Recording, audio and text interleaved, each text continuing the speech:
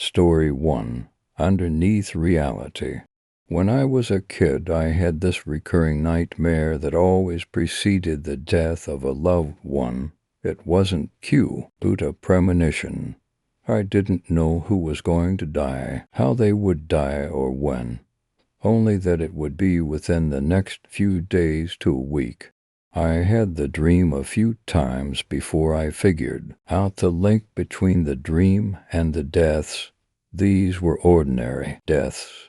Elderly relatives, my grandfather's terminal cancer, my aunt who lost a child during preterm labor. I grieved for each lost loaf. Had won. The dream was short. It took place in this massive white room, so big that I couldn't see the walls. Maybe there weren't any walls.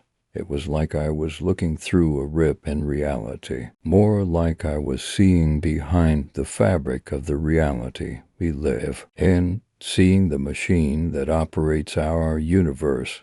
I say machine because it felt so cold, so mechanical. In the vast nothingness of all white, I would see this gray, not quite steel cable, extending as far as the eye could see. On the cable was a massive black sphere. No light reflected off of this sphere. In this too bright white plane, the sphere was impossibly dark. As if it absorbed any light, the sphere would move swiftly along this cable until suddenly the rest of the cable would just vanish, and the SPH air would stop instantly without any slowing. Then a wall would appear, a too bright white wall that was indistinguishable from the rest of the too bright whiteness. But I would know that it W, as there on the wall a name was printed. At least, I always assumed it was a name. I could never picture it after I woke up. This wall would only stay up for a split second, but it was an eternity. Everything around me would evaporate, and I'd have this feeling in my entire body that was a combination of pure weightlessness, the feeling you get when you're about to fall, lines, and utter, consuming dread. In that split second, something, someone, ended. This was an absolute ending. There is no afterlife, no heaven or hell. After the certainty of this mechanism, I would wake up gasping, crying, completely disoriented. The first time I remember having this dream was when I was 7, although it was already familiar to me then. So I'm sure I was even young. When it first started, I was raised Catholic and was actually pretty religious when I was a kid. This dream was the antithesis of my entire religion. I tried to ignore it at first, tried to forget about this dream. I had the dream a couple more times after that. When I was 9, I had it 3 nights in a row. Then my great-grandma passed away, and that night was dream-free. I realized what it meant and tried talking to my parents about it. They chalked it up to grief and an overactive imagination. I tried talking to the school counselor about it. She talked to my parents. We going through a rough patch, made worse by having to foster and provide for 3 of my cousins, plus my brother, and I overheard things like seeking attention, acting out. Maybe she got it from one of her books, needs more socialization.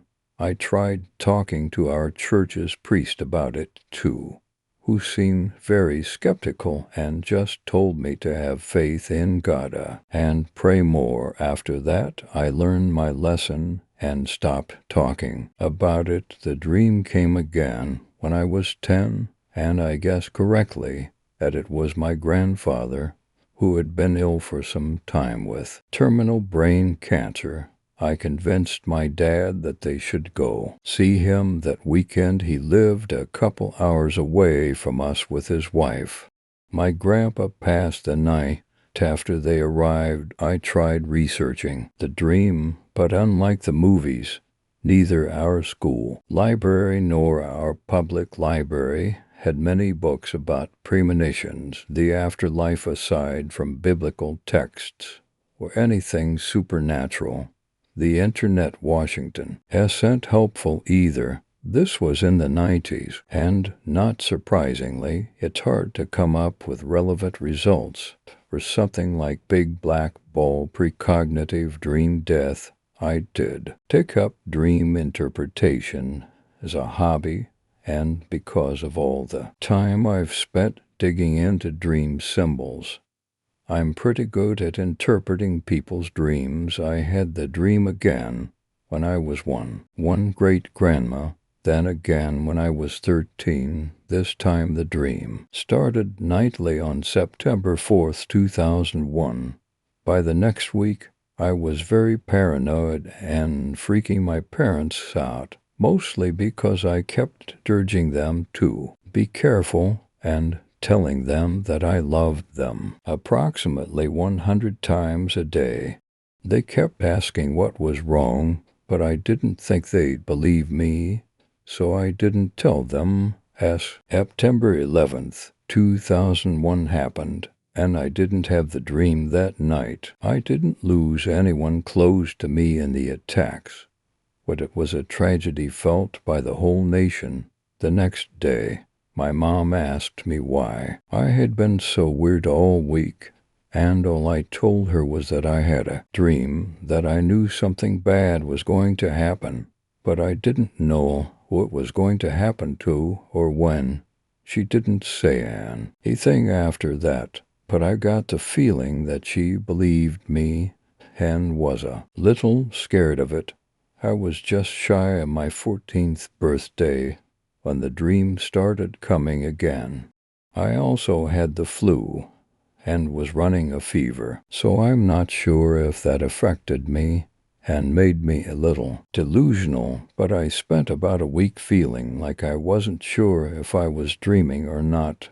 Even though I was awake 2 nights before my birthday, my fever peaked, and I went to bed early. The dreams were intense, alternating between my recurring dream and other creepy black and white dreams that I've never been able to remember. That I do remember is sleepwalking. I've always been a sleep talker, but this is the only time I have ever sleepwalked, and I have lucid dreams quite often, where I'm able to change the dream that I'm in and remember it. But this was completely different. I wasn't in control of myself. I knew I was dreaming, but I was trapped inside myself, a spectator helplessly watching as I Washington looked around. My house was different, too. The blinds and curtains were gone from the windows, and instead of the street lamps and lawns outside, there was just black, a flash of light similar to lightning. She would go off and light up the blackness for a split second, but there was no ground, nothing to light up. The inside of the house was stripped bare, down to just the beds. No our furniture, no clothes, toys, towels, anything else that you normally see lying around a house. Everything was black and white, except the people, my family. I walked around in my sleep, not control, but fully aware of what was going on, checking on all of my family members to see if they were alive. Once I had checked on all of them, I looked out this big window at the landing of the stairs, and when the lightning-like flash went off, I glimpsed the familiar cable and giant sphere in the distance. I felt this cold, unforgiving, omnipotent presence behind me at the bottom of the stairs, and I knew that I had been found. Something knew that I had seen behind the curtain, had seen the mechanics operating our world, and it was here to fix that problem. I turned to face it. The next thing I knew, it was morning. The sun was shining through the blinds of my bedroom window. The birds were chirping outside. I'm not being dramatic. I remember this very clearly, and I was lying in bed. I felt great. My fever was gone, and the flu that had me in bed for a week had disappeared overnight. It was a beautiful morning, the stuff of fairy tales minus the singing birds and the animals that help with chores, and I was utterly confused by it, because it seemed like a second ago I had been nearly face to face with something that didn't want me. Peeking behind that rip in reality, I was still filled with such dread, and I rushed downstairs to find my mom to ask if everyone was okay. Now that I think about it, I should probably apologize to my mom for that morning, because I'm sure I scared the hell out of her the day before. I was so sick that I couldn't keep any food down, and I had to alternate Tylenol and ibuprofen just to keep my fever below 104. Then that morning, I was running around, looking much better, except I was obviously scared and asking if everyone was okay. Everyone was fine. Everything was fine. But someone was still going to die, and I had no idea who. I spent the day frustrated and scared because I was powerless to stop whatever was going to happen. And even though that presence was gone, there's not really a guarantee when it comes to forces that are far beyond mortal comprehension. I tried not to think about the sleepwalking. I was in no way ready to begin to wonder what happened. No dreams that night. I slept great, but I awoke with a heavy heart because I knew what it meant. It was my birthday, but I was not celebrating. Around 5 p.m. that day, my mom came into my room and sat on my bed by me. She was trying to hold back sobs as she told me that a friend of mine was in his parents' van, with his dad driving, his mom in the front seat, and his sister sitting next to him, heading into town the night before. For some reason they think maybe an animal ran into the road. The van swerved and went off the side of the road, flipped upside down, and landed in the river. Several hours later, someone was driving by and saw frost on a tire that was barely sticking out of the water, and called it in. The family had all drowned. It took me years to find an uneasy peace with what had happened. I felt such guilt, like I could have prevented it, like I could have stopped any of it. Losing my friend and his family was devastating. To me, they were wonderful people, and although my friend and I were young, we could have been more than just friends eventually. I never had the dream again. I tried again and again to make some sense out of it, but I've never really found anything close to what I experienced. I know I didn't cause any of these deaths, that I was just someone who, either by chance or for an unknown reason, saw through this immersive illusion we call reality and got a glimpse into the mechanism behind it. I don't feel like I was punished by the presence I felt. I think it simply closed up that rift that I was seeing through. I still don't understand any of it. I don't think we are able to understand. We just aren't meant to. Story 2. Within the darkness, it all started after moving into my new house. Yeah, that's pretty cliché. Believe me, I know, but it's what happened. I never experienced anything supernatural before, and though interested, I never really expected anything to happen to me. I was able to rent the house for pretty cheap. I didn't think anything of it because it was old and not in the best of neighborhoods, so I guessed I just got a good deal. After moving everything in, Things were fine for a while. I don't remember exactly when it started because it seemed so minor at the time. I'd leave a light on in the kitchen or the bathroom and come back to find it off. Honestly, I thought I was just forgetting that I turned them off already when I came back. After a while, I began to wonder and started leaving a couple lights on purpose. Sometimes nothing would happen. Sometimes I'd come back to find the lights turned off. By now, I figured out that something was off. I wasn't really scared, but just confused. Said I thought maybe something was wrong with the electronics. I started leaving lights on a bit more often, because I thought I might be able to get some sign of why they would randomly shut off. That's when it started to take another turn. The first real time I remember something crazy happening was when I left the kitchen and living room light on while I was asleep. I woke up to a deep, rumbling growl coming from the kitchen. Now, from the bedroom, you can see down the hall to the living room, and that room is connected to the kitchen. I remember waking up and thinking that there was an Onive or something in my house. I looked down the hall toward the living room to see the light darken. Somebody had flicked off the light from the kitchen. Another low growl came, this time from the living room, and I nearly screamed as I saw something bolt across the length of the hall opening, and then the living room light went out. I couldn't tell exactly what it was, though. It just seemed like a black shadow or something. It didn't really matter. I was scared shitless. I bolted from my bed then and threw on the bedroom light, expecting something to be in this room and getting ready to come after me. Nothing.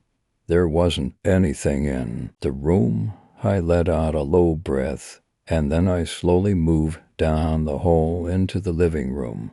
Once I got to the end, I practically ran to throw on the lights. Was there again? Nothing. Kitchen next, and once again, nothing. I was starting to think I dreamed all of it before I went to turn off the kitchen light and stopped. Now I was a grown man, but here I was terrified to turn off that switch, and I'll admit it, I slept with all the lights on that night. That was a mistake. When I woke up the next morning, all the lights were off once again. I went to push myself out of bed and winced as my body felt sore. I pulled the sheets off to see long red marks running down along my legs and arms. It looked like something scratched me in the night. That terrified the hell out of me, but not nearly so much as what I saw around the house. Every light I left on was smashed. Every light bulb that was on last night was broken. Every lamp knocked over and smashed in. My breath caught in my throat as I looked around. Something was fucked up as hell here.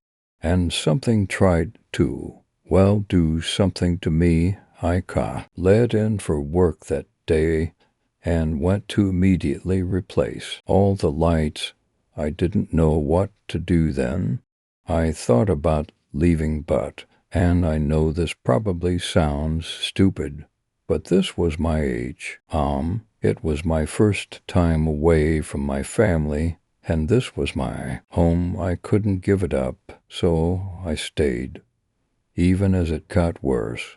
Even though I was beginning to become terrified of the dark, I couldn't really sleep with a light on me at night in the bedroom. I'd leave other lights on, though, like in the hall or the living room, giving myself enough to see pretty well in my darker room, and almost every night I'd wake up in the middle of the night to hear something growling and prowling around the living room, and then the lights would shut off.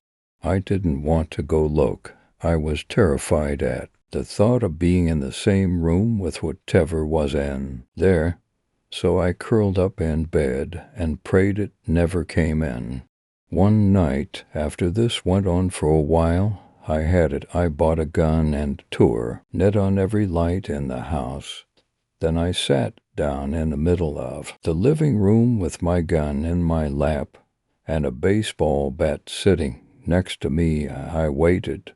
There was nothing at first for a long time. At around 2 in the morning I began to hear it. Oddly, it was behind me. I turned and peeked toward the hall to my bedroom and could hear that familiar growl. I swallowed and held my gun in one hand and the bat in the other and slowly began to step around to get a better view of bedroom from the living room. As I began to get a view of my bed, I heard a loud thump, followed by an inhuman roar. I, being the brave man I was, jumped back and away from the hallway. I wanted to end this all, but dear God, I didn't want to deal with that thing. I could hear tearing and smashing and I don't know how I caught it, but I did manage to hear an audible click, and then nothing. Slowly, I went back to peek down the hall, and the light was off once again. A deep breath, and I ventured forth, my weapons ready. When I came to my bedroom and flicked the light back on, I gasped. My bed was ravaged, torn completely apart. It was like some animal had jumped into it and just ripped it to shreds. I stepped forward to look at what was left of my bed and just stood in shock for who knows when. It wasn't until I heard the sound of a familiar growl that I turned around. Standing my door, right at the light switch, was when I finally saw it. It was a man, a white and rotting man with a mangled body that looked like he had once been a dog's chew toy staring at me. I was too in shock to even raise my weapons. He stared at me for just a moment and then flicked off the light. I screamed. I'm not even ashamed to admit it. I screamed and bolted. I didn't care of. That was where that man had been standing. I ran right past where I had seen him swinging my bat like a madman. I nearly put a hole in the hallway as I ran through into the safe light of the hall. I turned to look back then, just in time to see him once again near the hall's light switch. He turned that one off too. By then, I didn't want to fight. I wanted to be safe. I burst past the living room and into the brightness of my kitchen. I heard the sound of growling and scratching nearly all around me then, and I knew he was coming back. I looked back to once again see that mangled and rotten corpse of a man turn off another light with a broken finger and plunge me into terrifying darkness. I broke for the living room. This was going to be my final stand. I'd have to fight here. I drew close to the standing lamp that was my last line of defense. It hated the dark, so I'd stay right here, next to this comforting standing lamp. I waited for it to turn off, but it never did. I looked around and quiet.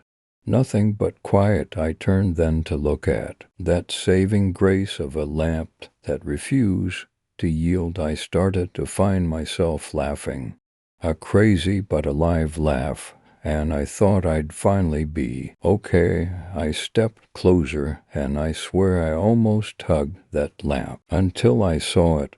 I heard the growl first coming not from behind me but in front. From that lamp my eyes widened and I stared as the light from that lamp intensified. I stumbled back and I don't know what happened, but I think I tripped on something. I just know I found myself flat on my back staring up at that bright and light. It wasn't comforting any longer, just hot and heavy and bright. I thought it was going to burn me away. And then it came. I don't have words to describe what poured from that lamp's light. It was hideous, twisted, and filled with rage. I know I'll never forget those eyes, though. Bright, hot, and white to glowing circles of pure malice. It hated me, it hated everything about me, and not just me, it hated all of us, every human being, but it was stuck here, and it would lash out at what it could, me. I don't know how I knew this, but I just knew. I lunged for me, and I prepared myself for a painful death. Click, the light went out. Once again came darkness. Sweet, quiet, relaxing darkness. I stayed on the ground for a long moment, letting my eyes adjust as I kept my gaze fixated on where my standing lamp was. As the seconds passed, I could start to make him out. That mangled man standing by the lamp, one torn hand upon the switch as he looked down at me. I understood then. I understood what it all meant. Everything that happened. The man pulled his hand away from it and then pointed a mangled finger toward it before, very clearly, shaking his head from side to side. All I could find myself doing was nodding. He wasn't the one trying to harm me. All this time, all those instances, he was trying to protect me. That creature could only come in the light, and this mangled man had been trying to keep me safe. He didn't want someone else to repeat his mistakes. I moved out the very next day and never looked back. Whatever it was confined to that house, and so far nothing has come at me from another light source. However, that thing will always stick with me in my mind every night. In my new apartment, I made a habit of wandering around the house, making sure every light is off, every curtain is closed, and made sure to plunge myself in quiet, comforting, and safe pitch darkness. Story 3. White room. The subjects awoke in what looked to be a huge room with large mirrors on the walls above. The concrete walls and floor were painted white. Very recently, too, as some parts were still drying. All three were dressed in white jumpsuits. The man stood up holding his head like he had a hangover, and then looked over and saw his cellmates, a woman and a child. He first thought why were mother and child. The woman on her hands and knees was struggling to get up, but the child, who was an 8-year-old boy, helped her. "Hey," the man shouted, startling them. "Who are you? And where am I?" Feeling like she just woke up from sleeping on a concrete floor, she calls out asterisk, I know about as much as you asterisk, sir. The woman stood up to her feet with help from the boy, but that is a good question. The man and woman looked at the boy. I don't know, the boy said awkwardly, while averting eye contact and twisting the tip of his shoe on the floor. That was the best case he could make. The man calmed down. Maybe this is jail or something. Maybe I got fucked up, and they brought me in. Watch your mouth in front of this child, the woman angrily said to him. She reminded both the guys of their mothers. It's okay. I've heard worse at school, the boy told them that, but he also gave off the impression that he didn't cuss, when in fact he could cuss with the best of 'em. So y'all got zonked. But I don't know why I'm here. All I remember was walking home after school. You're pretty young to be walking home. After school, the man asserted.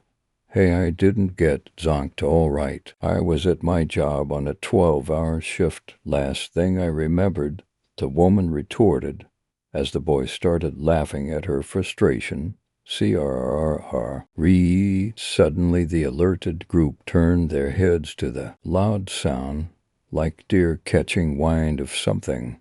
A gate began to open, a dark hole revealing itself.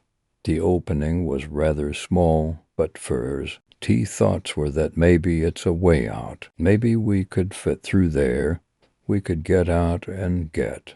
For long objects began emerging from the darkness.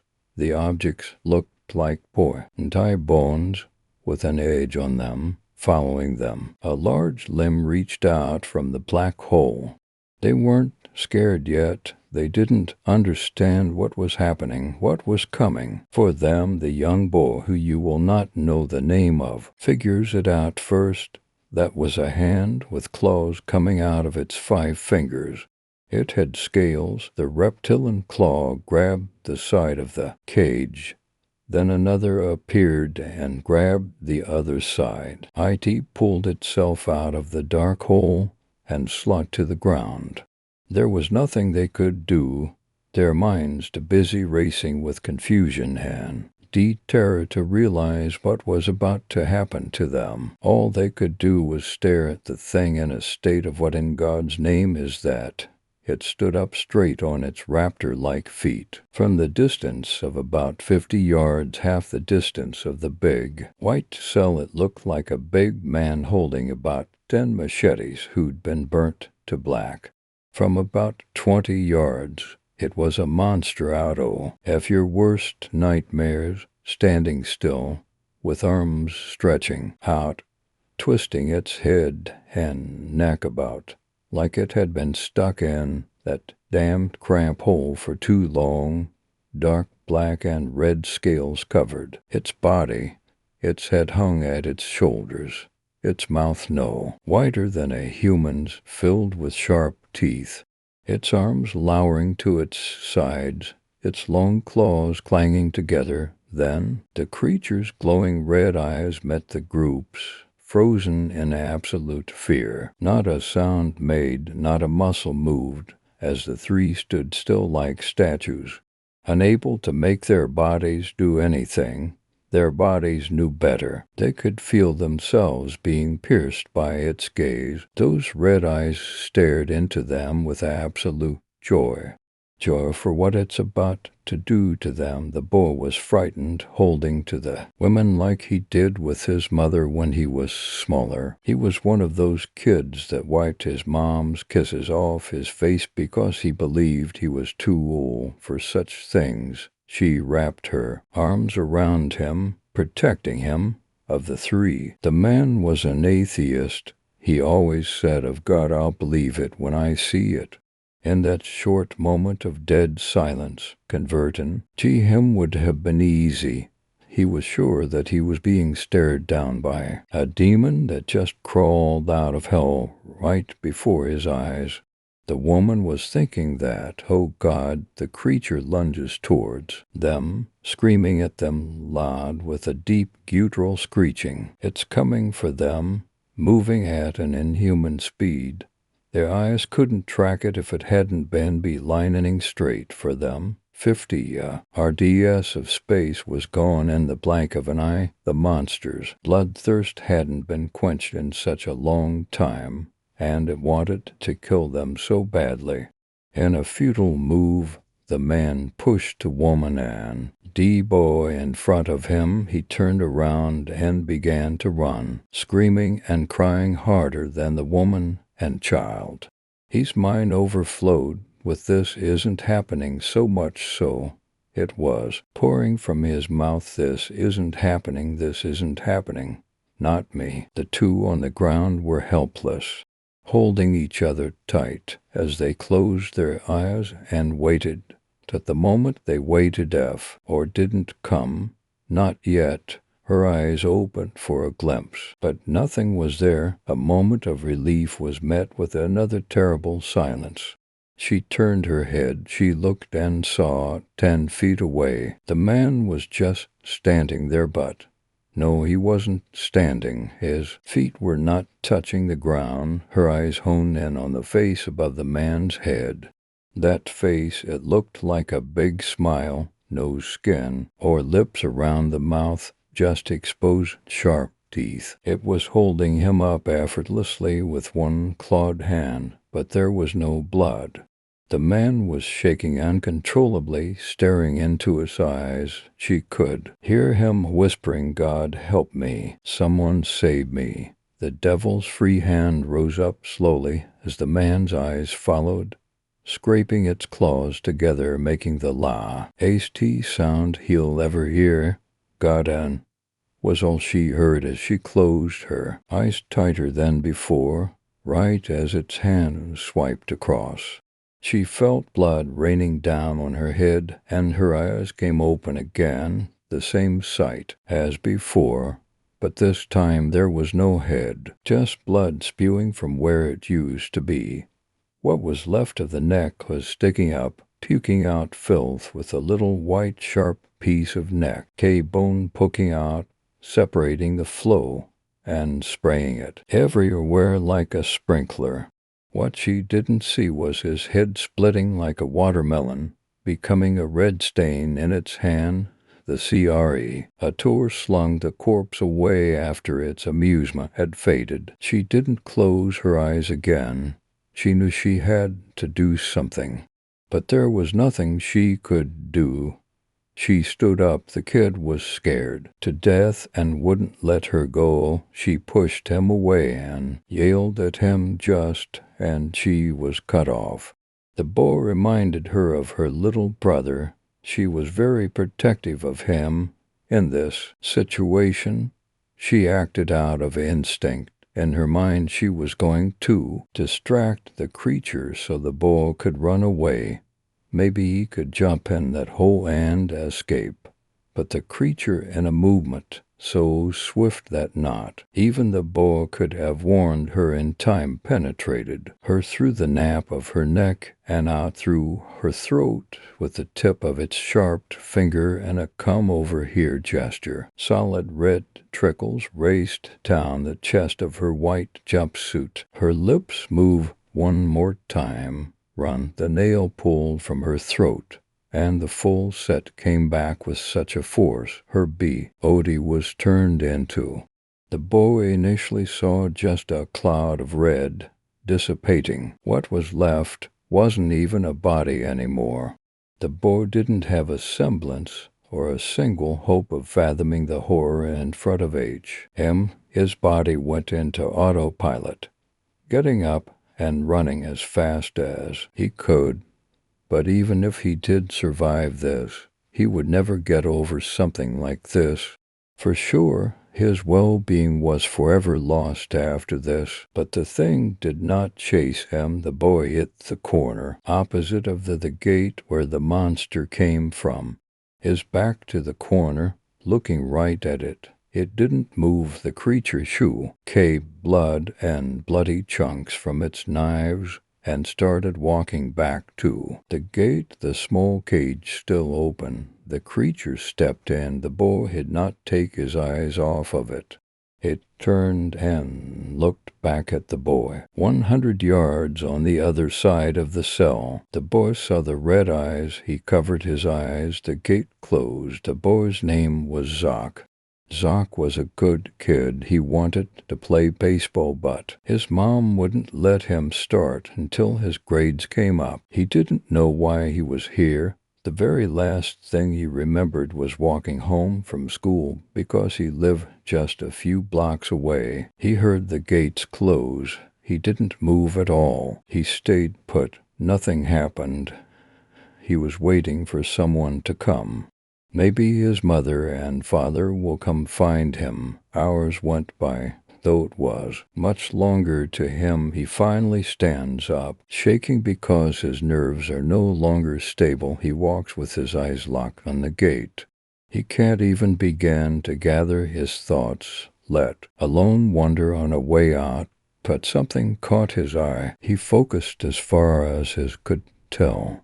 There was something next to the gate like a black line, a crack, no, a gap. The gate, it wasn't closed.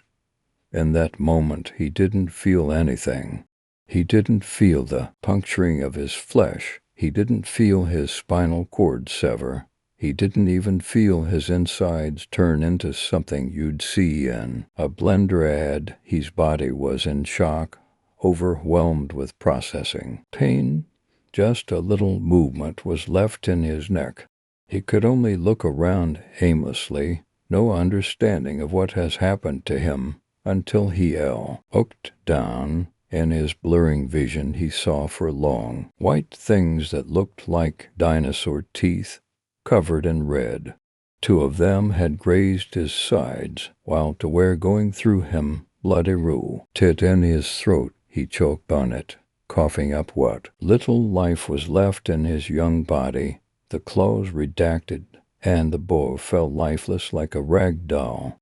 The pool of blood he laid in looked like a mud puddle that he might have played in once a long time ago. The last thing he could see or thought he saw was his mother. She was telling him to come inside and clean up. Written by Jacob Titman. Story 4. Empty. Silence is not quiet, it's loud. It's a deafening roar. I've experienced quiet before. I always start work at 4 a.m. Quiet is the gentle hum of the street lamps. It's the first songs of the birds, the last scream as the foxes return to their warrens, the warm caress of the wind, a million things you don't notice. Silence is none of these things. Silence is the absence even of this. Silence demands to be noticed. I was walking to the office when I felt it. It was a crisp morning, and I hadn't put on a jacket. The cold started in my arms, but it was slowly seeping into my torso. I grabbed my arms, kept my head down, and walked on. I wasn't running late. I wasn't far from home, and I could easily have gone home and got a jacket, a coat, or a jumper, but I felt like I couldn't. I didn't know why at first. I just knew to keep my eyes directly in front and keep walking, 1 foot in front of the other. It was dark. I could make out silhouettes, dark blue shapes in the gray, but it wasn't right. No street lamps. Nothing from the windows or the cars surrounding me. Nothing but the slow, creeping glow of the morning. After 15 minutes, I found myself at the bottom of the street. I could see my office building, but the lobby was dark. I thought perhaps there was a power cut, and started making my way there quickly. As I was walking, my footsteps seemed to get louder and louder. They echoed more and more, ricocheting around me. I felt my heart getting faster and faster, the air colder and colder. Before I knew it, I was running. I reached the glass doors. I pushed, but they didn't budge. My fingers felt their way along to the cracks in the glass, up to the lock. I fumbled in my pocket full of my card. I felt it pressed against my leg, pulled it out. I swiped it in the mechanism. I heard a click, but nothing happened. I sliced it up and down, over and over. Of course it wasn't going to work, but admitting that would mean staying out here, and I wasn't ready to do that. I pressed my face up to the glass, cupping my hands around my eyes. I darted my eyes left and right. No body in sight, not even the janitor or the guard. I stared until it started to hurt my eyes, but there was nothing. Not a sound. I slumped to the floor. The sun crept higher and higher. The day brought a small relief. It was warmer, at least, and being able to see up and down the road felt a little better. But the stark shadows moved along the floor all too noticeably, and the buildings seemed emptier than ever. The sky was clear blue. I must have sat there for an hour without seeing a single aircraft, a solitary cloud. The roads were clear of cars. The buildings were empty aft. While I pulled myself to my feet and stumbled home. In the light of day, the city seemed even more desolate than ever. The buildings were all a uniform shade of dull. The black roads seemed to stretch forever. I'd never made this walk during the day. I always came in so early and went home so late. The city seemed strange and alien. Everything was gray. I'd never noticed before. That the whole world is gray. The buildings, the roads, the silence was always right behind me. The journey took longer than it normally did. Or perhaps the gaunt quiet and the chilling air made it seem longer. I shivered a little as I stumbled down the street to my apartment building. I opened the door and climbed the stairs the same as I ever had. But even this felt different. The gentle buzz of electricity, the muffled voices from the television sets, the distant screaming of arguing families whose names I'd never asked. I missed them. I reached my front door. I leant on it as I put a hand into my pocket, but the door swung open. As soon as I touched it, my heart stopped. I stepped slowly in. The room was freezing. I looked left and right. Nothing had moved. I ran in. Oh, the living room, the TV, my PS3, my laptop. They were all still there. I breathed a sigh of relief, then turned to go into my bedroom. The door was slightly open, and in the thin crack of light, I could see a dark outline. It moved. Thin, white eyes caught the light, and I knew it was looking at me. It seemed startled. I ran towards it, blind anger replacing the fear. As I entered the room, I caught only a flash of red as it leapt through the window. I looked down into the street, caught a glimpse of what seemed like a naked, sunburnt man disappearing down a side alley. I looked around my room again. Nothing had been moved, and for a moment I thought I could stop worrying. Then I saw the footprints, blood, from my window all around my room, and then back to the window. Thick, dark, red footprints. I felt my stomach heave, my throat bulge. I turned and left the room. I went back to the living room, shutting all the doors behind me. I didn't go back. In that room, I went to the closet, took out a baseball bat I hadn't used since I was 12 and a Swiss Army knife my dad had taught me. I slumped into a chair and shook. Sweat was rolling down my forehead. My hair was itching something terrible. I scratched and scratched. The itch always moved as soon as I scratched. I chased it around my body until every inch of my skin had been touched. My breathing and my heart had returned to normal, and I felt I'd calmed down a bit. I was hungry. I went to my kitchen, but naturally it was empty. I ate all my meals at work or at the mall around the corner. I took a deep breath and made up my mind to leave. The stairwell was empty and silent, but this time I couldn't help but notice the cold.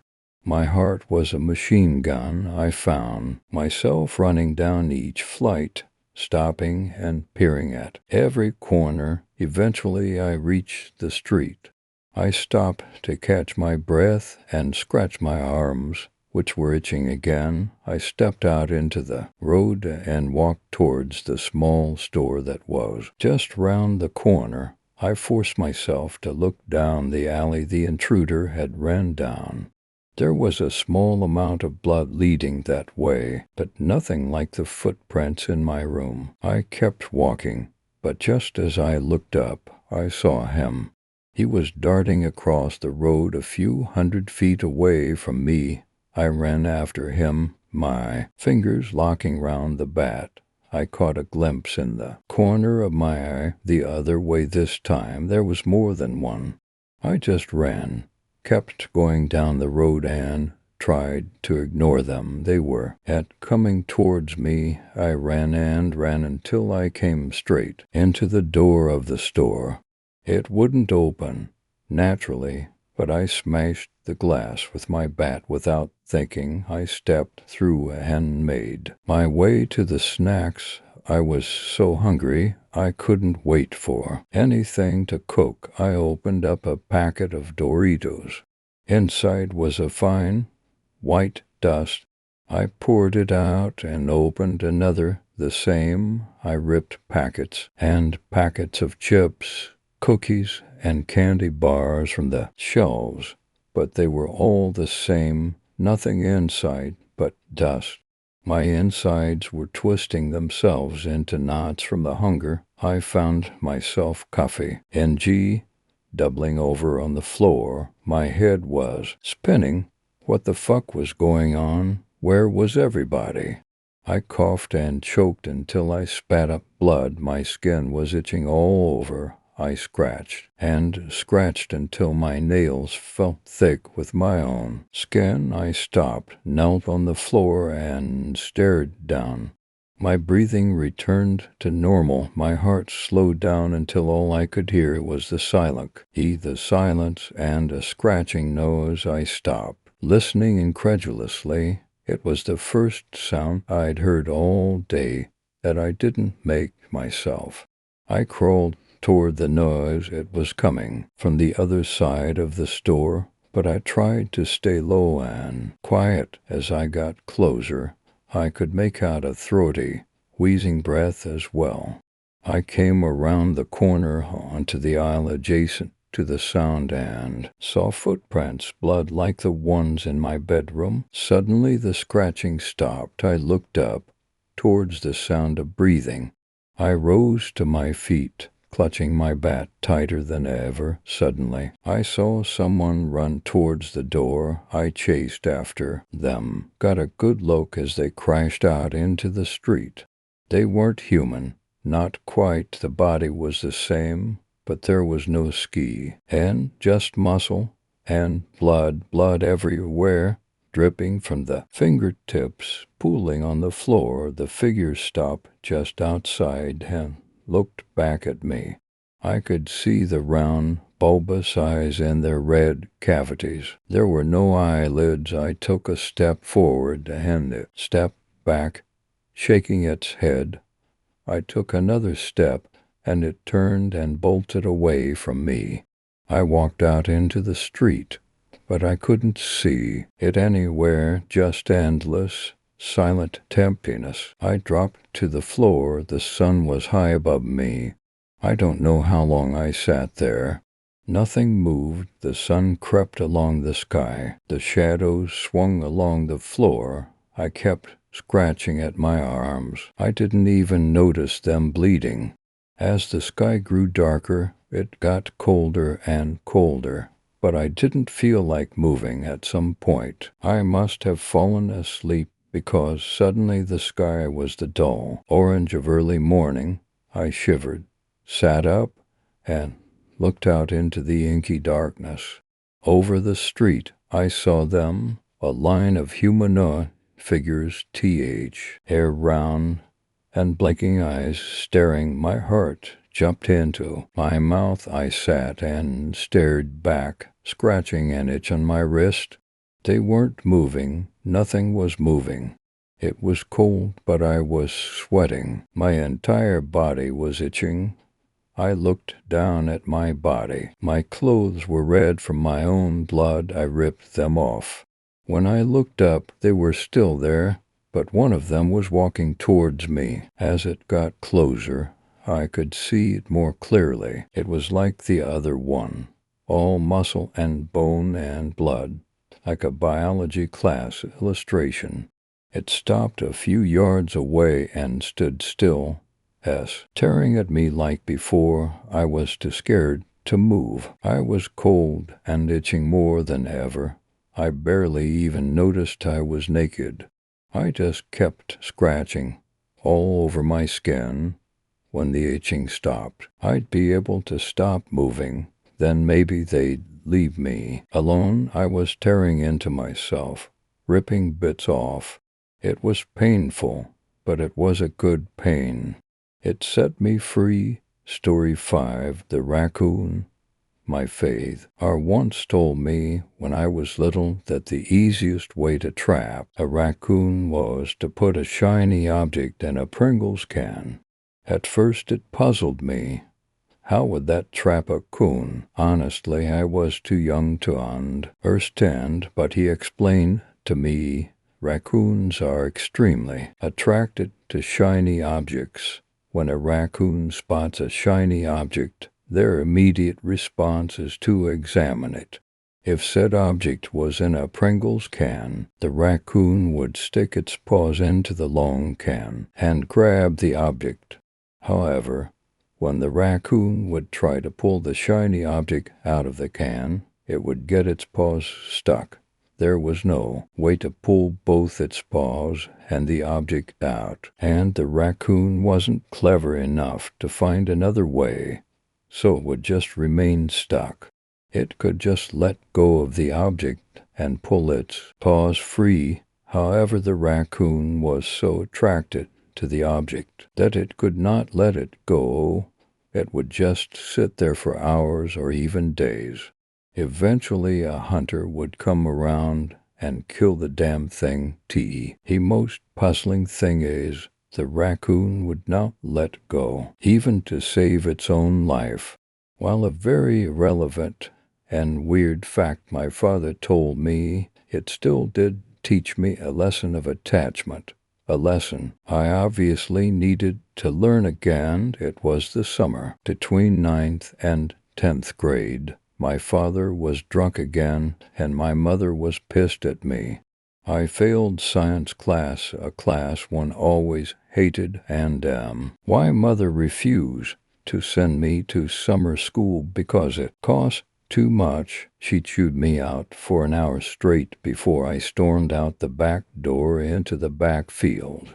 I sat for hours picking at grass, swearing under my breath, trying to calm my nerves. The night was darkening, a hazy dusk lurking in the western sky after the sun has finally set.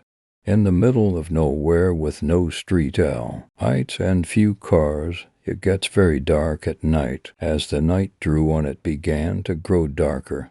I didn't care. I just didn't want to go back into that goddamn house after the den, our table extravaganza, so I sat, picking blades of grass, thinking as grasshoppers chirped. But that's the thing, usually their melodic songs are loud and lurk into the late hours. But even at 8:30 their songs sounded quiet and hushed. As the minutes went by, it grew dark, and my parents' shouting grew quieter along with the grasshoppers. I eventually came to the conclusion their asses were on going to come out and look for me. Good. I don't want to come inside. Soon enough it was really dark. The porch light was the only thing that allowed my eyes to see. I stared endlessly into the dark forest behind my house. I have always been afraid of it, but tonight it offers comfort. Just then, I swear I saw something. I squinted my eyes to make them focus, and I saw it again, a light in the distance. The forest stretches for miles, and there aren't any roads. I would be surprised if a car could make it a few feet back there in the thick brush. I sat there for a few more moments, examining as the light came and faded again, growing even more curious the more I looked at it. I began to wonder if it was Morse code, which I had no clue how to read. It seemed to be flashing straight at me, drawing me closer. Eventually I stood up, brushing the blades of grass of my lap. I began to make my way toward the forest. I stopped for a moment and looked over my shoulder at my house. Just a peek and I'll be back to this hellhole, I thought.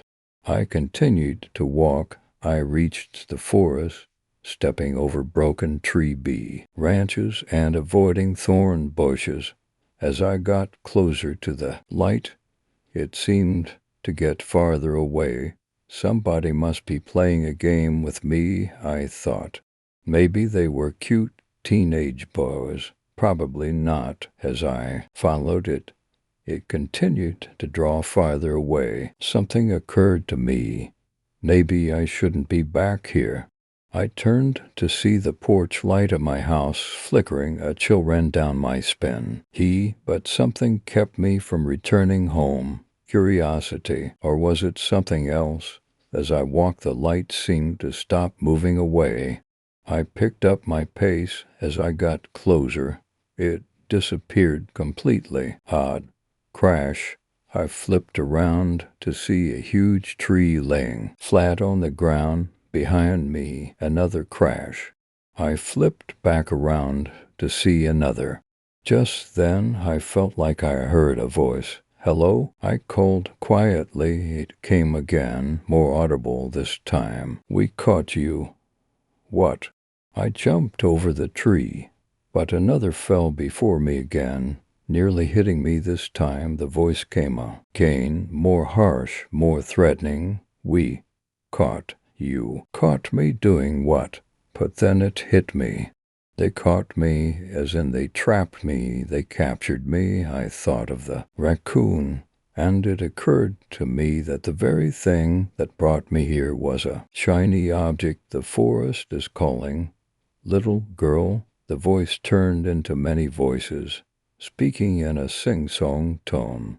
"Are you ready to play?" Play what? I felt a weird sensation, as if someone was behind me. I flipped around, but no one was there, just my house in the distance. Then there was a tapping on my shoulder. I slowly turned around to see a girl facing me, inches from my face. The fear I felt when I looked into her eyes was indescribable. She had greasy black hair that fell in her eyes. Her eyes were pitch black and of them seemed to be cut in half. Her body was abnormally thin, skinnier than I have ever seen. One of her legs bent at an awkward angle. Her left arm completely spun around backwards. Is that normal? Of course not. She wore a nightgown similar to one of a hospital. It was drenched in blood and odd black liquid. Her face, in spite of the beady eyes and pale complexion, was rather almost too normal, perfect even, still like plastic, like a doll. Just then her right arm, the good arm, swung up and wrapped around my throat. "My daddy is here to see you. A nice one, aren't you? He'll be proud that I trapped you." Just then another figure came closer. This one looked bigger. He was large, muscular, like a lumberjack, except he was no lumberjack. He had no face. Well, maybe he used to, but his face was a blur of red. It looked as if someone stuck his face into a cheese grater. Hunks of meat clung to his facial bones, blood dripping all over his worn-out overalls. He was carrying something in his hand, swinging it. It was a bear trap, the ones that look like teeth. I shook my head. No. He came up behind them. And I heard the clank of the metal teeth as he opened the deadly tool. The girl opened her mouth so that I could see razor-sharp teeth. 3, 2, 1. I screamed as loud as I could. The pain was unbearable. The trap clamped around my torso and back, crushing my insides. I suddenly had the need to throw up. My body grew warm as my clothes soaked in my own blood. "Please, stop, please." My voice was hoarse, barely a painful whisper. The girl just laughed. She released my throat, and I felt my feet being lifted off the ground. I wanted to become numb. I wanted to die, even. Not this. This was hell. The lumberjack swung me around on the trap as I watched bits of my own flesh fall to the forest floor. This man was abnormally tall. I looked down to see that my stomach flew. Kid similar to the man's face. Coincidence? I think not. I could see parts of my intestines, or I think they were my intestines, hanging out and wrapping around the metal trap, entangling me further. The man finally stopped walking and he dropped me on the ground. I heard a crack. Maybe the trap would set me free. Maybe I could run, but at this point I couldn't see my house anymore. Then so my vision was blurry and my head began to spin. I was then lifted up again as he swung me over a tree branch. He wrapped the chains around the thick branch until it was secure, leaving me dangling for feet off the ground. Are you done yet? I had to ask. I wanted to know if the torture was over yet. Just then another figure came, a woman, except she didn't walk like the other two. She crawled on all four legs. Her head hung low as she scurried over to us. It looked as if she had been decapitated, and her head was merely sewn onto her torso. That's when she looked up. Her eyes were slits, like cat eyes. Her mouth covered most of her face. It was huge and spread in a wide, toothless smile. She came up to me and began to tug at my arms and legs. The pain was burning, like fire. I just wanted it to stop. Suddenly, I heard a snapping sound. She came back around me, holding something that looked like a log. But it wasn't a log. It was my leg, lifeless and bloody. That's when I felt the pain. I couldn't even scream. She held my leg high above her head, then brought it down on me. She beat me with my own leg for what seemed to be hours, like a pea. Inada, I cried out, but no one could hear me. As the forest grew lighter with dawn, it became apparent we weren't the only ones here. The first thing I noticed was a single bone. It appeared to be human, a leg bone perhaps. Then I saw another, then another, a skull, a hip bone, a row of teeth, a rotting foot. I saw organs laying on the floor, which was stained red. That's when I looked up. Bodies hung above me in the higher tree branches, all of them bloody, dilapidated messes, most missing whole limbs, some without heads. Most looked like they had been put through a meat grinder. Months. Of them were teenagers, like me, and here I sit. They raised me a branch up the next night to make room for their next victim.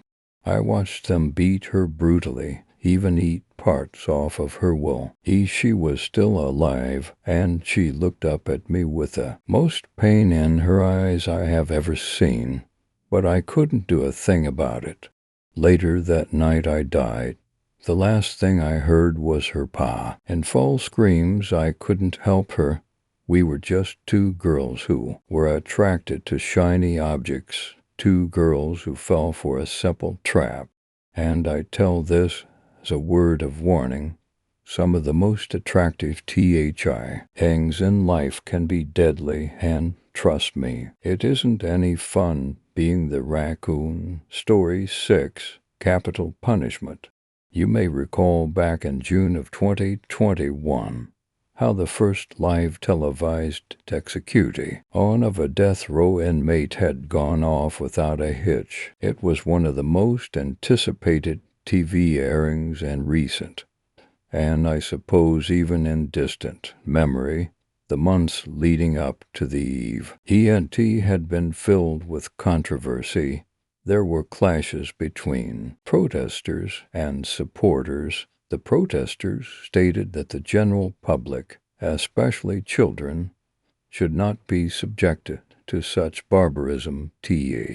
Supporters argued that viewing it was not mandatory and that children could be kept from seeing it by their parents. they felt it was necessary to shield them. Not only that, but it would also be a major deterrent for many would-be criminals. Right or wrong, it had already been decided upon and approved by all government agencies involved. When it was announced in January that this would happen, it became the primary conversation point of every man, woman, and child. People discussed it around workplace water coolers. Strangers discussed it on subways, buses, and in doctors' waiting rooms. School children talked about it at recess and in gym locker rooms. It could be eavesdropped from adjacent restaurant tables everywhere. Everyone had an opinion, and everyone was curious how it would all play out. The criminal's name was Harlan Wade Forrester, known by all three of his names, as most serial killers seem to be.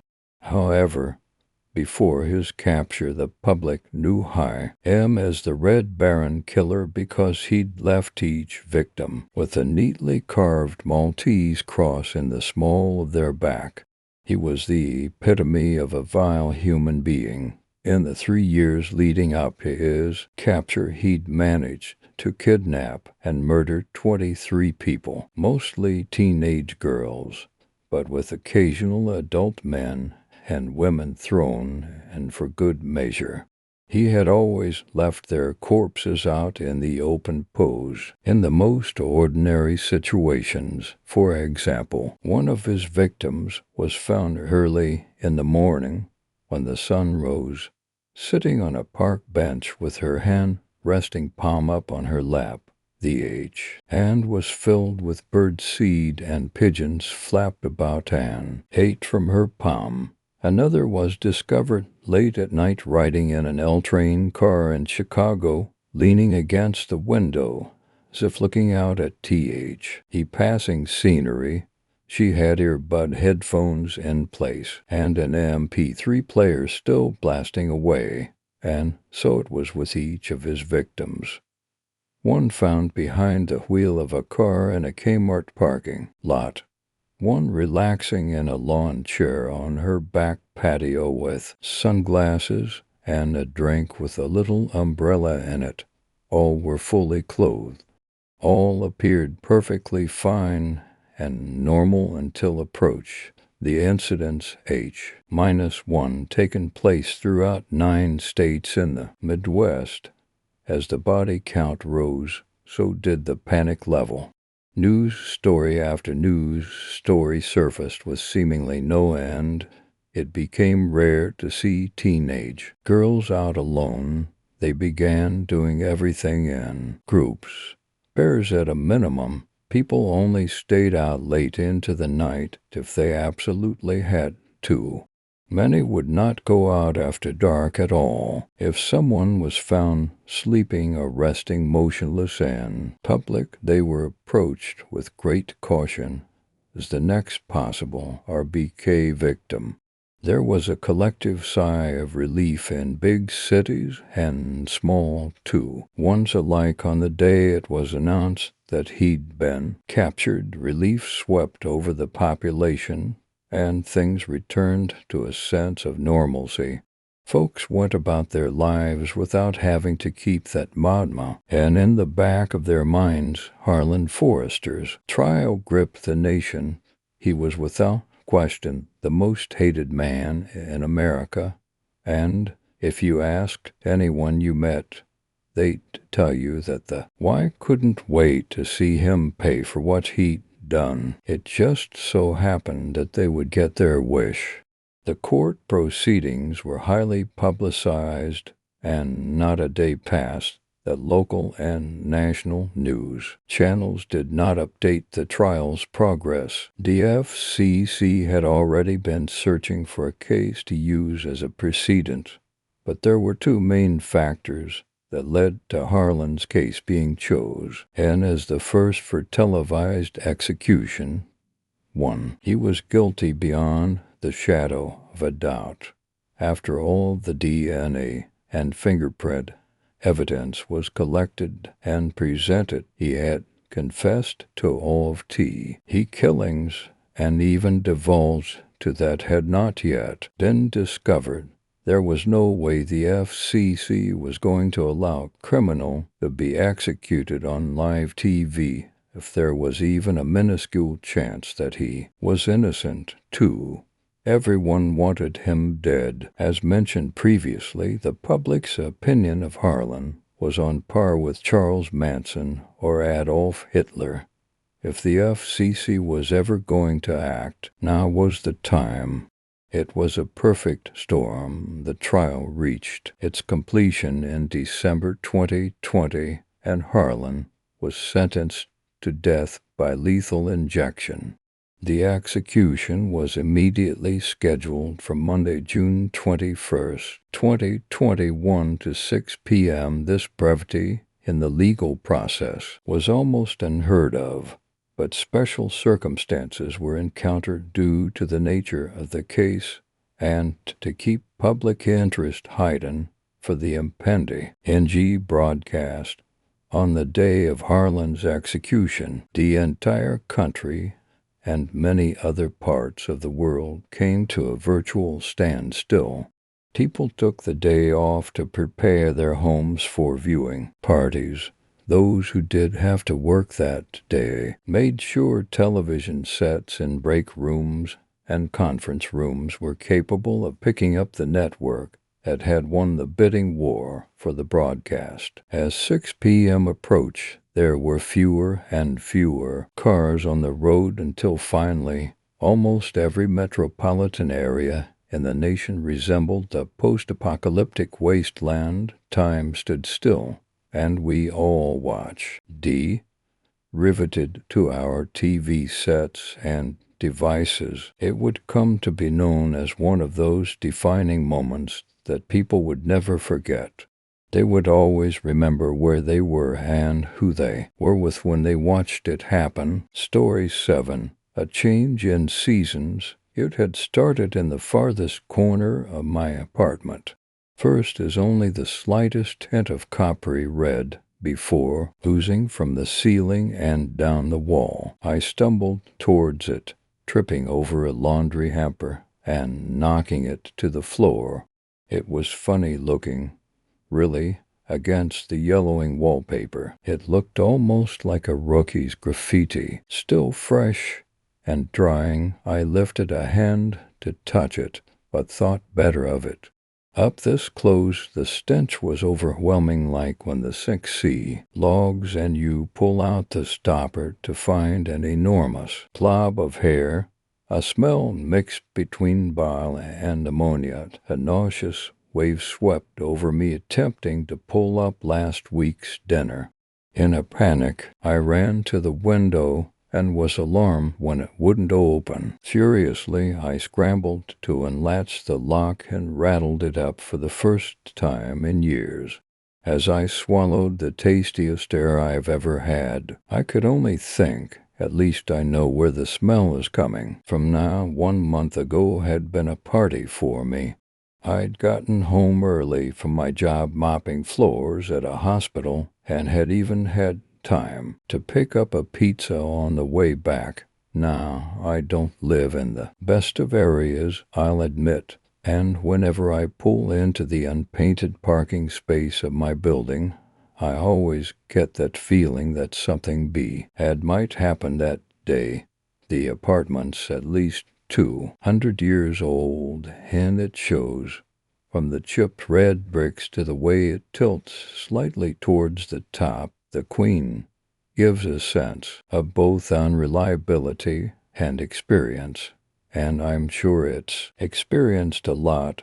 I pushed through the front glass door, complete with a head-sized hole, and began the solemn march to the 8th floor and my room, number 48. I say solemn march because that's what it is.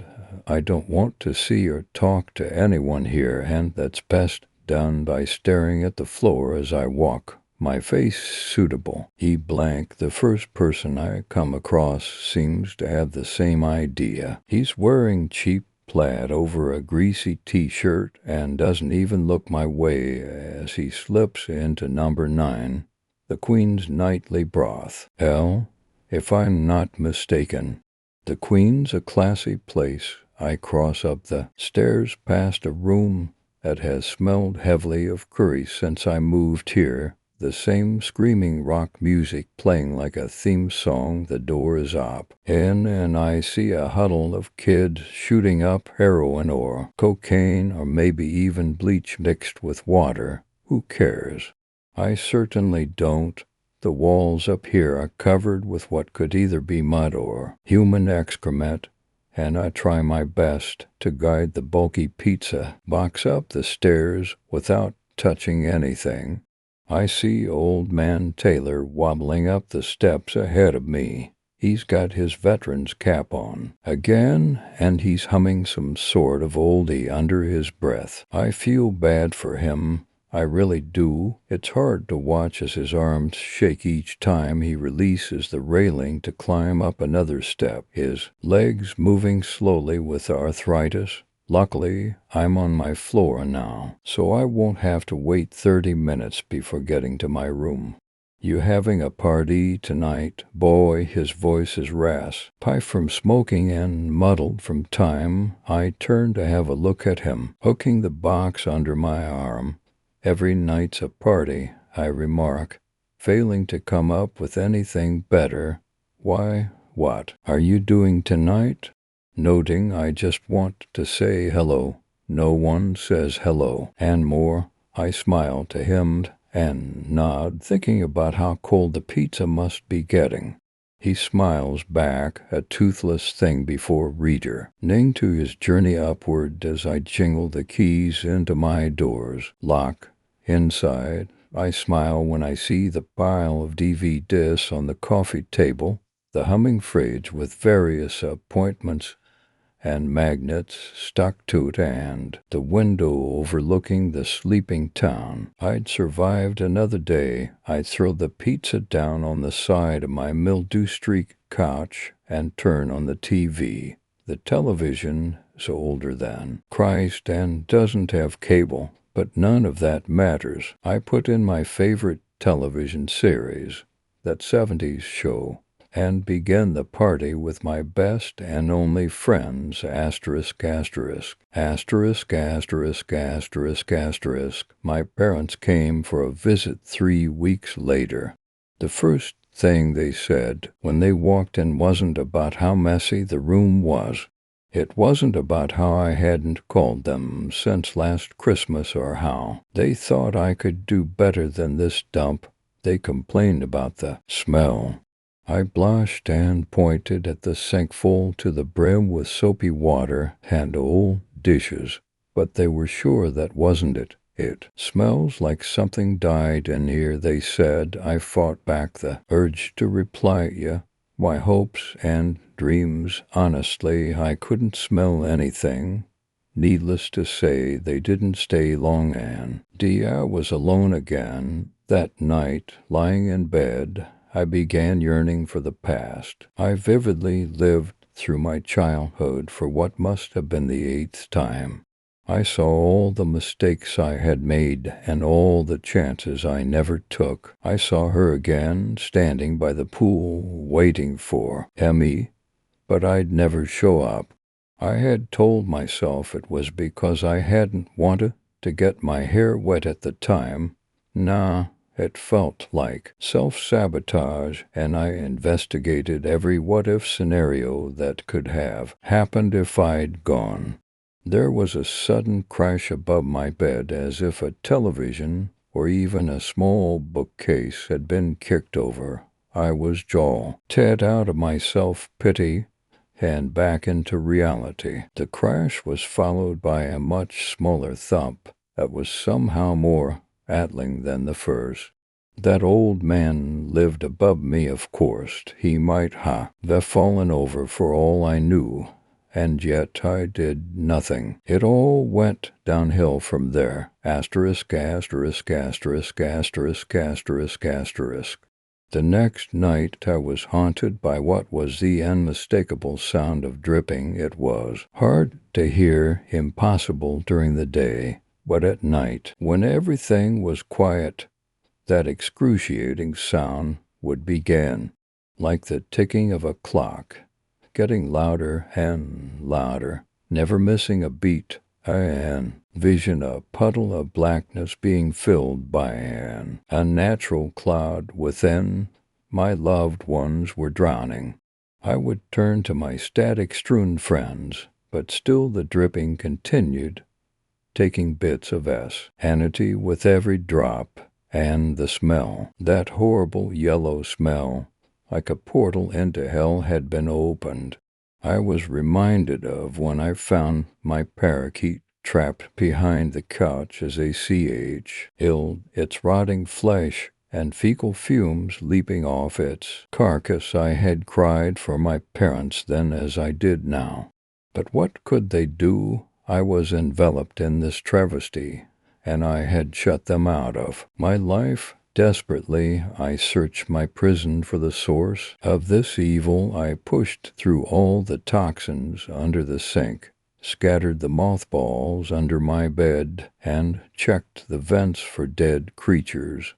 When I found something odd, it seemed as if the source was coming through the vents themselves, and not from my room at all. Immediately I bought a roll of duct tape and sealed off every vent I could find with 3 layers of tape. Gradually, the air began to clear, and I could finally begin to think rationally again. To finish the job, I sprayed air freshener into every corner of every room, and that's when I noticed a spot. A single crimson-red drip was gathering in the very corner by the window, growing in size like a blister. I watched as the bubble popped and streaked 5 inches down the wall. Several other red stalactites appeared and grew in size before following their comrade down towards the floor. It was bizarre. They began to take the shape of an upside-down tree, its branches a glaring sea of blood. I felt dinner begin to rise up my throat, and I hurriedly shoved the window open. Gasping for breath, I was even more shocked by what I saw. Below, there was a group of at least 10 men in bulky, yellow hazmat clothing exiting to white vans and running into the apartment. I couldn't believe what was happening. I pulled my head back inside to look at the growing red mark as it began to reach and soak into the carpet floor. I jumped back in surprise before the spot could reach my toes and headed for the door. Already I could hear the men as they charged up the stairs past my door towards. My heart skipped a beat. Old Man Taylor's apartment. I slammed open the door and waved down an approaching hazmat and I could tell he was out of breath without even seeing his face. "Please exit the building, sir," he gasped. He didn't wait for me to reply, and so I did the only thing I could. I walked down the stairs with everyone else into the cold night air. On the eve of winter, asterisk, asterisk, asterisk, asterisk, asterisk, asterisk. Old Man Taylor had been found dead, I was told later. It turned out he'd hung himself over a month ago, and there he had stayed, like clothes in a closet or beef on a meat hook. No one had even noticed he was gone. His family never called him, nor he them. He didn't have any friends to speak of, because he'd never spoken a word to anyone. By all accounts of the few who knew him, he was a lonely man because he never took the time to be anything else. Either he felt he was too busy or he just didn't care, and he died that way after a month of hanging. There, his head had separated from his body. The crash was the body hitting the ground, and the following thump the rest of him everything inside. Him had flooded out and dyed the white carpet around. Him red before soaking through the floor to repeat the pattern in my room. The only reason he was noticed missing was from the smell and a missing payment for his rent. I look back on this and realize with horror that we really weren't so different. I had shut myself off from the world into a cold loneliness I'm sure Taylor was very familiar with up until the bitter end. I've started going out more as a result. I've shut off the television and sold all my DVDs. I even called her again. I almost didn't at first, but during the past month, I've learned that life is too short and sanity too fragile to lock myself in my room anymore. In the search for change, I've put away my news for good.